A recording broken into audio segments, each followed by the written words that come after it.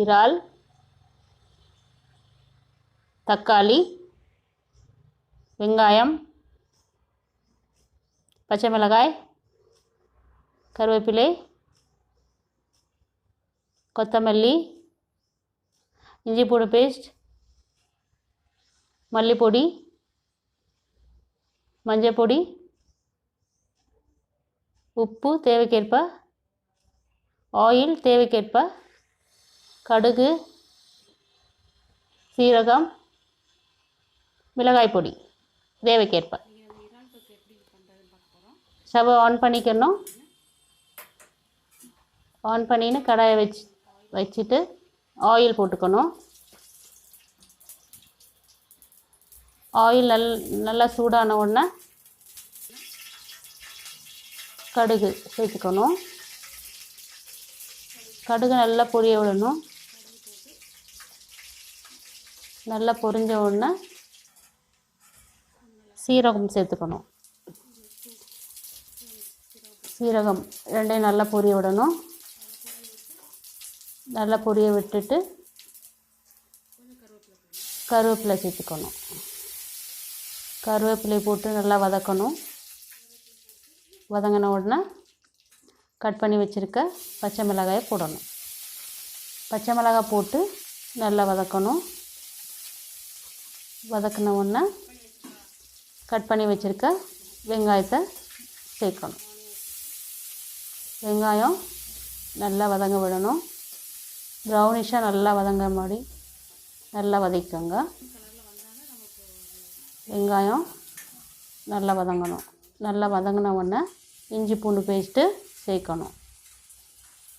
இஞ்சி பூண்டு பேஸ்ட்டு கொஞ்சம் எக்ஸ்ட்ராவே சேர்த்துக்கோங்க. இது நான்வெஜ்ஜுக்கு கொஞ்சம் இதாகும். அதுக்கப்புறம் கட் பண்ணி வச்சுருக்க தக்காளி சேர்க்க போகிறோம். தக்காளி சேர்த்து நல்லா வதக்கணும். ரெண்டும் நல்லா வதங்கினோன்னா நல்லா கிரேவி மாதிரி வர்ற மாதிரி நல்லா வதக்கணும். நல்லா வதக்கிட்டு அதில் கொஞ்சம் உப்பு சேர்க்கணும். கொஞ்சம் உப்பு சேர்த்தா கொஞ்சம் சீக்கிரம் வதங்கும் அதுக்காக. அதுக்கப்புறம் கொஞ்சம் மஞ்சள் பொடி சேர்க்க போகிறோம். மஞ்சள் பொடி கொஞ்சம் எக்ஸ்ட்ராவே சேர்த்துக்கோங்க. ஏன்னா அது கொஞ்சம் ஸ்மெல்லு வரும் இறால், அதுக்காக வாசனை வராமல் இருக்கிறதுக்கு சேர்த்துக்கணும். அதுக்கப்புறம் காரப்பொடி அதே மிளகாய் பொடி சேர்த்துக்கணும். அதுக்கப்புறம் மல்லிப்பொடியை சேர்த்துக்கணும். சேர்த்து நல்லா மசாலா வாசம் வராத அளவுக்கு நல்லா கிளறி விட்டு நல்லா வதக்கணும். நல்லா வதங்கின உடனே நமக்கு எவ்வளோ தேவையோ அவ்வளோ கொஞ்சம் தண்ணி சேர்த்துக்கணும். தண்ணி சேர்த்து நல்லா கிரேவி மாதிரி நல்லா கிளறி விட்டு நல்லா வதக்கி நல்லா பண்ணிக்கணும். டேஸ்ட்டு பார்த்துக்கோங்க, உப்பு எல்லாம் சரியாக இருக்கான்னு. நல்லா அது கொதிக்க விடணும். நல்லா கொதிச்சோன்னே இறால் எடுத்து அதில் போடணும். இறால் நம்ம ஆல்ரெடி மஞ்சள் பொடி போட்டு நல்லா கழுவி வச்சுருக்கோம். அதை எடுத்து போட்டு நல்லா வதக்கணும். நல்லா கொஞ்சம் கிளறி விட்டு நல்லா கிளறி விட்டுக்கோங்க.